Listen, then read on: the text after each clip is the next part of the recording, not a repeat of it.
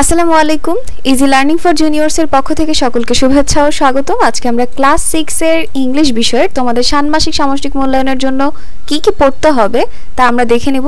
আমরা জানি যে আমাদের একক কাজ, জোড়াই কাজ, দলগত কাজ সবকিছুই করতে দিবে। তো তোমাদের পরীক্ষার আগের দিন প্রশ্ন দিয়ে দেওয়া হবে এরকম একটা কথা রয়েছে। তো আমরা ওই প্রশ্নের আশায় আমাদেরকে বসে থাকলে হবে না, আমাদেরকে অবশ্যই প্রত্যেকটা ইউনিট থেকে কিছু কাজ করতে হবে যাতে আমরা প্রশ্নটা পেলে বুঝতে পারি এবং খুব ইজিলি সেটা সলভ করে ফেলতে পারি। তো তোমাদের এবার ষান্মাসিক সামষ্টিকে টোটাল 7টি ইউনিট রয়েছে। আমরা জানি 60 পৃষ্ঠা পর্যন্ত রয়েছে। এই টোটাল 7টা ইউনিট রয়েছে। এখন এই 7টা ইউনিট থেকে কোন কোন অ্যাক্টিভিটিগুলো তোমাদেরকে একটু ভালো করে পড়তে হবে, যেখান থেকে আসলে তোমাদের কাজগুলো করতে দিবে বা যেখান থেকে আসলে প্রশ্নটা করা হতে পারে, সেই অ্যাক্টিভিটিগুলো আমরা একটু দেখে নিব।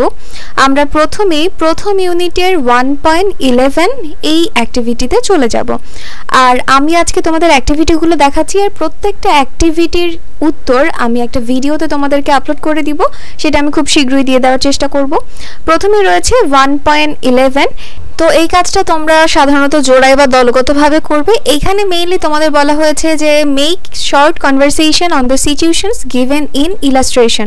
তোমাদের এখানে কিছু ইলাস্ট্রেশন মানে কিছু ছবি দেওয়া রয়েছে, এই সকল ছবির ভিত্তিতে তোমাদের কিছু কনভারসেশন তৈরি করতে হবে, মানে ডায়ালগ টাইপের তোমাদেরকে তৈরি করতে হবে। আর এই ডায়ালগের মেইন যে কাজ সেটা হচ্ছে, মানে যেটা টিচার আসলে খেয়াল করবে তা হচ্ছে যে তোমরা যখন ডায়ালগ শুরু করছো সুন্দরভাবে তাদেরকে অ্যাড্রেসিং করছো কিনা, মানে ডিয়ার স্যার অর ম্যাডাম বা কোনো নামে ডাকছো কিনা, অ্যাড্রেসিংটা কিভাবে করছো, গ্রিটিংসটা কিভাবে জানাচ্ছ, এইটার উপরে তোমাদের নাম্বারিং করা হবে। এবং তোমরা তাদের কাছ থেকে যদি কোনো কিছু রিফিউজ করো সেটা তোমরা পোলাইটলি করছো কিনা এটা চেক করা হবে। এবং তুমি যখন কথা কনভারসেশনে শেষ করছো, ক্লোজিং রিমার্কস এইটা দেখা হবে যে তুমি সুন্দর মতন তাদের থেকে গুড বাইটা নিচ্ছ কিনা।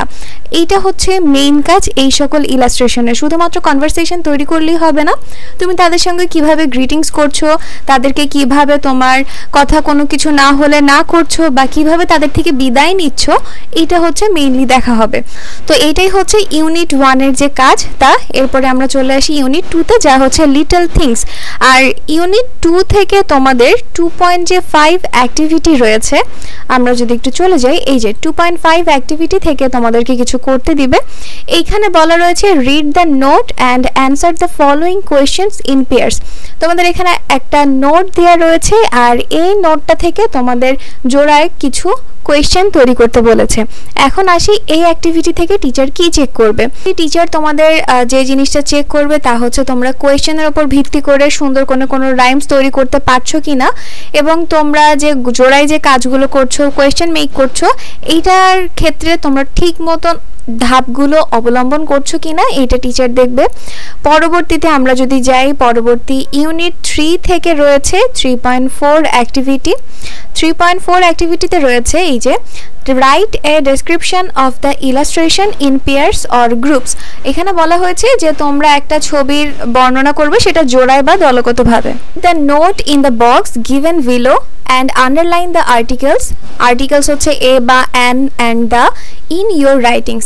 তো এখানে বলা হয়েছে তোমরা ফার্স্টে ছবিটির বর্ণনা করবে, আর তারপরে তোমার লেখা আর্টিকেলস যেগুলো রয়েছে এগুলো তুমি চিহ্নিত করবে।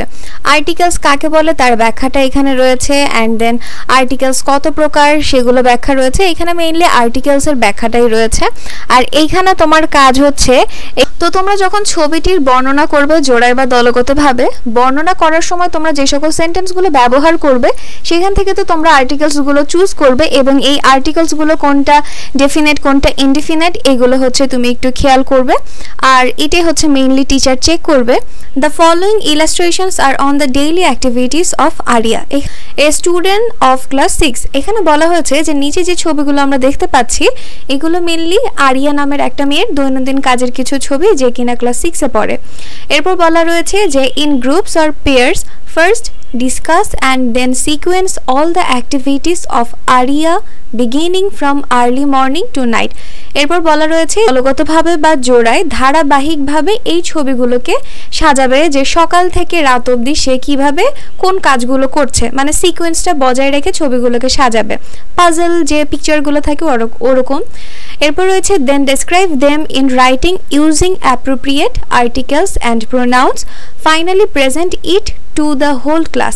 আর এরপরে তুমি ছবিগুলোকে সুন্দরভাবে ডেসক্রাইব করবে, কোন ছবির পরে কোনটা বসিয়েছো, কেন বসিয়েছো এবং ওই সময় সে কি করছে, এই জিনিসগুলোই তোমাকে সুন্দর করে ডেসক্রাইব করতে হবে। আর এখানে টিচার তোমার যেই কাজটি লক্ষ্য করবে তা হচ্ছে তুমি যখন ডেসক্রাইব করছো তুমি সুন্দর করে আর্টিকেলস এবং প্রোনাউন্সের ব্যবহার করছো কিনা, মানে সঠিক জায়গায় সঠিক যে আর্টিকেলস বা প্রোনাউন্সের ব্যবহারটা সঠিকভাবে হচ্ছে কিনা এইটাই টিচার খেয়াল করবে। তো এটা গেল আমাদের ইউনিট 3। তারপর রয়েছে ইউনিট 4। ইউনিট 4 থেকে তোমার যেই দুইটি অ্যাক্টিভিটি রয়েছে আমি সেখানে একটু চলে যাই। তোমাদের প্রথমেই রয়েছে 4.5। 4.5 এ লেখা রয়েছে নাও in pairs or groups read the following text. এখানে বলা রয়েছে জোড়ায় বা দলগতভাবে নিচের যে টেক্সট রয়েছে এটা পড়ো, and then fill in the blanks with different types of sentence like assertive, interrogative. assertive এর মধ্যে রয়েছে affirmative বা negative, or interrogative এর মধ্যে রয়েছে affirmative or negative to make the passage meaningful। এখানে বলা রয়েছে যে তো এখানে তোমার কিছু খালি ঘর রয়েছে, এই খালি ঘরের মধ্যে আর দেখো এখানে সেন্টেন্সগুলো কিন্তু পুরোপুরি ফিল আপ করা হয়নি বা পুরোপুরি সেন্টেন্সটা শেষ হয় নাই। তো এই সেন্টেন্সটাকে অর্থপূর্ণ করার জন্য তোমার এই খালি ঘরে কিছু বসাতে হবে। তো কি বসাবে তোমরা? এখানে তুমি কিছু সেন্টেন্স বসাতে পারো যেই সেন্টেন্সগুলো কিনা অ্যাসারেটিভ বা ইন্টারোগেটিভ হবে। ইন্টারোগেটিভ তোমার অ্যাফার্মেটিভ বা নেগেটিভ হতে পারে, আর যদি অ্যাসারেটিভ বসাও সেটার ক্ষেত্রে অ্যাফার্মেটিভ বা নেগেটিভ হতে পারে, তবে অবশ্যই প্যাসেজটাকে মিনিংফুল বানাতে হবে। আর এইখানে টিচার তোমার যেই জিনিসটি খেয়াল করবে তা হচ্ছে তুমি যে সেন্টেন্স বসাচ্ছ, ধরো তুমি অ্যাসারেটিভ সেন্টেন্স বসাচ্ছ, সেন্টেন্স যে স্ট্রাকচার সেটা ঠিকঠাক হচ্ছে কিনা এটাই হচ্ছে চেক করবে। এরপরে তুমি অ্যাসারেটিভ সেন্টেন্সের মধ্যে অ্যাফার্মেটিভ বা নেগেটিভ কোনটা বসাচ্ছ, বা ইন্টারোগেটিভের মধ্যে অ্যাফার্মেটিভ বা নেগেটিভ কোন ধরনের সেন্টেন্স বসাচ্ছ, এবং এই সকল সেন্টেন্সে তুমি পাংচুয়েশন মার্কগুলো যেমন ফুল স্টপ হতে পারে বা কোয়েশ্চেন মার্ক হতে পারে এইগুলো তুমি সঠিকভাবে বসাচ্ছ কিনা এই জিনিসটি কিন্তু অবশ্যই টিচার লক্ষ্য করবে।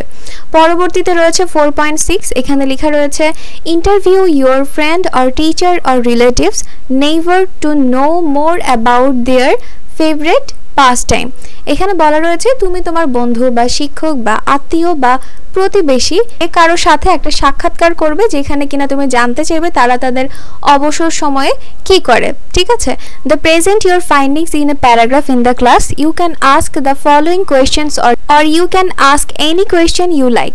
এখানে বলা রয়েছে নিচে কিছু প্রশ্ন দেয়া রয়েছে, তুমি চাইলে এখান থেকে কোয়েশ্চেনগুলো করতে পারো, এছাড়াও তুমি তোমার মন মতন কিছু কোয়েশ্চেন তাদেরকে করতে পারো। ঠিক আছে, আর এখান থেকেও তোমার চেক করা হবে যে তুমি সেন্টেন্সগুলো ঠিক মতন তাদেরকে বলছো কিনা এবং তুমি যে উত্তরগুলো পাচ্ছ সেগুলো তুমি সঠিকভাবে তৈরি করতে পারছো কিনা এবং তোমার যে সেন্টেন্স মেক করছো সেটার স্ট্রাকচার ঠিক আছে কিনা, কোয়েশ্চেন মার্ক ঠিক মতন দিচ্ছ কিনা, মানে পাংচুয়েশন মার্কগুলো ঠিকঠাক আছে কিনা এটা খেয়াল করবে।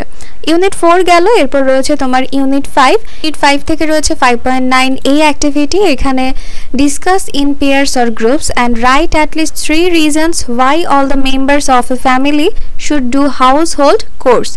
এখানে বলা রয়েছে জোড়ায় বা দলগতভাবে আলোচনা করে 3টি কারণ লিখো যে কেন গৃহস্থলী কাজগুলো পরিবারের সবার করা উচিত। তো এইখানে তোমার টিচার যে কাজগুলো লক্ষ্য করবে তা হচ্ছে তুমি যখন একে অপরের সঙ্গে কথা বলো তোমার যে অ্যাবিলিটি টু লিসেন যে স্কিল রয়েছে, তুমি প্রপারলি কারো কথা শুনছো কিনা মনোযোগ দিয়ে, বা তার কথায় বা তার অপিনিয়নে তুমি রেসপেক্ট করছো কিনা, তুমি প্রপার তার কথায় রেসপন্স করছো কিনা, এবং তুমি কোনো একটা আলোচনার মধ্যে লজিক্যালি তোমার বক্তব্যগুলো পেশ করছো কিনা টিচার কিন্তু এইটা চেক করবে।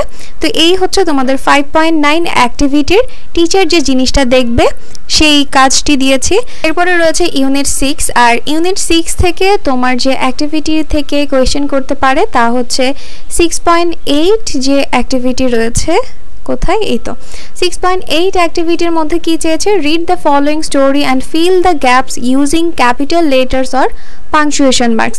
বলা রয়েছে নিচের যে স্টোরিটা দেয়া রয়েছে সেটা পড়ো আর গ্যাপসগুলোকে ফিল আপ করো ক্যাপিটাল লেটার্স আর পাংচুয়েশন মার্ক দিয়ে। Then tell the story to the class using proper, আর তারপরে তুমি সঠিকভাবে সকলের সামনে যে স্টোরিটা রয়েছে বা গল্পটা রয়েছে এটা সকলের সামনে পেশ করো বা সকলের সামনে গল্পটি বলো। তো এইখানে 6.8 অ্যাক্টিভিটি থেকে তোমার যে কাজগুলো লক্ষ্য করা হবে যে তুমি সুন্দর মতন ক্যাপিটাল মার্ক বা পাংচুয়েশন মার্কগুলো সঠিকভাবে বসাচ্ছ কিনা এইটা চেক করা হবে।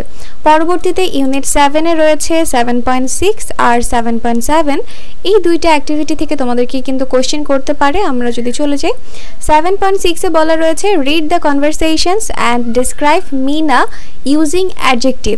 এখানে বলা রয়েছে যে তোমার নিচে যে কথোপকথনগুলো দেয়া রয়েছে এগুলো পড়বে এবং অ্যাডজেক্টিভ ব্যবহার করে মিনাকে তোমার বর্ণনা করতে হবে।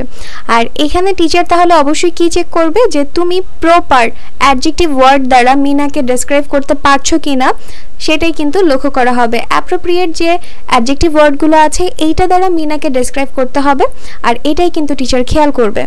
সো তোমাদেরকে অবশ্যই প্রপার অ্যাডজেক্টিভ ব্যবহার করে ডেসক্রাইব করতে হবে।